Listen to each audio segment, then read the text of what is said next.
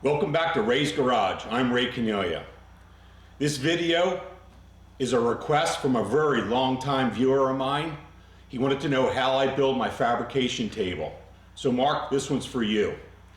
I'll go over as much detail as I can with measurements. If you want to duplicate it, change it, feel free. I built it to what I needed and wanted, and it worked out perfect for me. So let's take a closer look right now. Let's start with the top plate. It's a piece of 5/8 thick, hot rolled steel. It's 48 inches wide by 47 inches deep. We lost an inch because we cut this from a 4x8 sheet, and my buddy got the other half. The holes are on 4-inch centers. They're 16 millimeter, and everything was water jet cut. My leveling studs are on a 1-foot pattern, and I'll get into more detail on those. So the adjustment studs are 3 inches long, 3/4 16 adjustment nut, 3/8 16 flat socket cap, and the whole idea behind this, these were made by my buddy Craig over at MC Engineering. I have a total of 16 on this table on a 1-foot pattern. Now the reason I have this, Jason over at Fireball Tool came up with this adjustment setup, and the way it works is you can take inconsistencies out of your plate by moving it up and down on these adjustment screws. So basically the plate sits on the nut, and then the plate top gets cinched down between the nut and the flat socket cap screw. I TIG welded these to the frame. I used 2x2 1/4-inch crossbars. The whole rest of the frame, and I'll get into more detail, it's 2.5-inch 3/16 wall square tube. Here's a shot of the underside of the table with the adjustment studs TIG welded to the frame. The base itself is 2.5-inch square tube, 3/16 wall. I got these leveling pads with 1-inch adjustment studs. These were given to me by Jim Enos over at Tangent Engineering. Very stable base. All welded all the way around every tube, of course. I got my ZTFab grinder rack mounted with stainless steel screws to the base. I have a piece of 2.5-inch 1/4-inch flat bar as an accessory rack for overflow grinders. I also have a piece of pure copper ground TIG welded to the frame for your leads. Here's another shot of the base. I keep all my pieces for my Fireball squares in that little container right there with a magnet. And that's another really great thing about having a steel frame. You can put magnets everywhere on this thing. On this side, all this is storage for my clamps. This is a piece of DOM with a slot cut in it to hang my vice grips. It goes about, I don't know, 1.5 feet back. And another thing I want to point out, another nice thing about these standoffs is you got some storage here. I got some TIG rod here.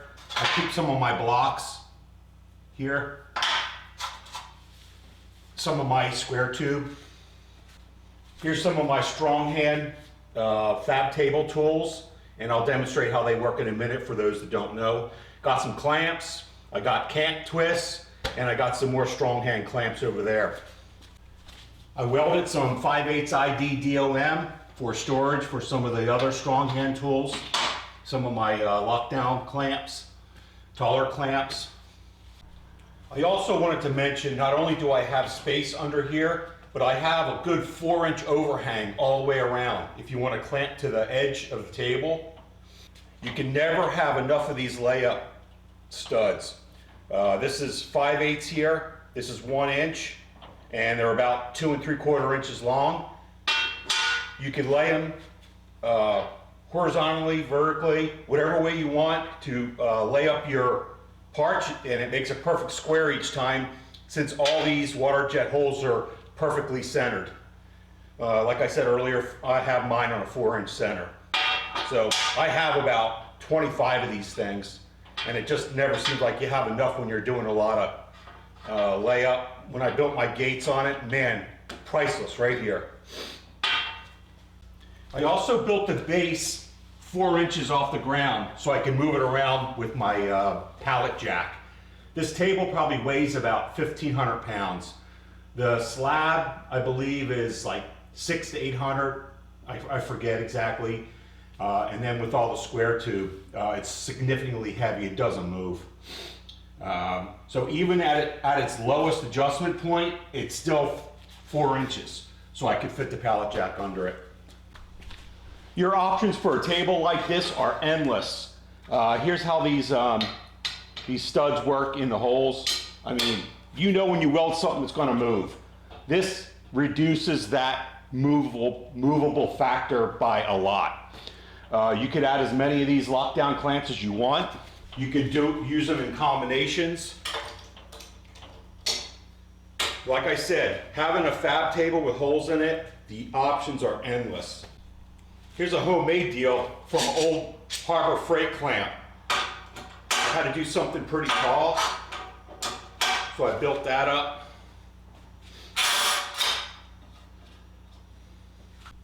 I also built this mini fab table. It's 16 inches by 8 inches with the adjustable studs.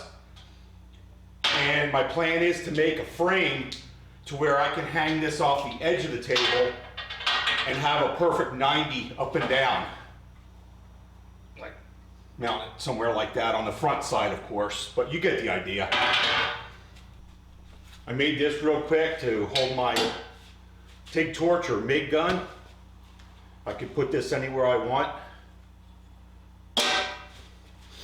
I hope I covered everything that you had questions on. If not, feel free to hit me up in the comments. Thank you for letting me show you my fabrication table design and why I built it the way I did. Anyway, these things are priceless and the options are endless. So go get out in your shop and build yourself one. And until next time, see ya.